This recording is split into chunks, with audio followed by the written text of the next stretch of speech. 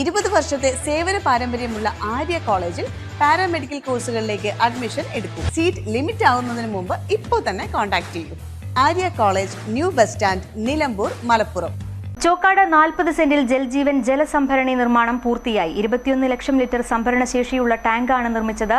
Tank നിർമ്മിച്ചെങ്കിലും പദ്ധതി യാഥാർത്ഥ്യമാകാൻ വർഷങ്ങൾ ഇനിയും കഴിയും.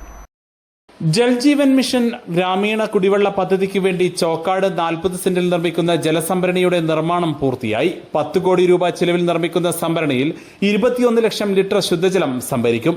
മലയോര മേഖലയുടെ കുടിവെള്ള പ്രശ്നത്തിന് ശാശ്വത പരിഹാരമായി 2023 ജൽജീവൻ മിഷൻ പദ്ധതിയുടെ നിർമ്മാണം തുടങ്ങിയത്. മലയോര മേഖലയിലെ ചോക്കാട്, അമരമ്പലം, കരുളായി, മൂത്തേടം പഞ്ചായത്തുകളിൽ 362 കോടി രൂപയുടെ ശുദ്ധജല പദ്ധതിയാണ് നടപ്പിലാക്കുന്നത്. ജലസംഭരണിയുടെ നിർമ്മാണം മൂത്തേടം, കരുളായി, അമരമ്പലം എന്നീ പഞ്ചായത്തുകളിൽ ഇനിയും പൂർത്തിയാക്കാനുണ്ട്. ചാലിയാർ, കാഞ്ഞിരക്കടവിൽ നിന്നുമാണ് ഇവിടേക്ക് വെള്ളം എത്തിക്കുന്നത്.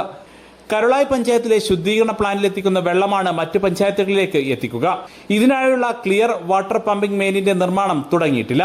കരാർ കുടിശ്ശിക കുന്നുകൂടിയതാണ് നിർമ്മാണത്തിന് തടസ്സമായി നിന്നിരുന്നത്.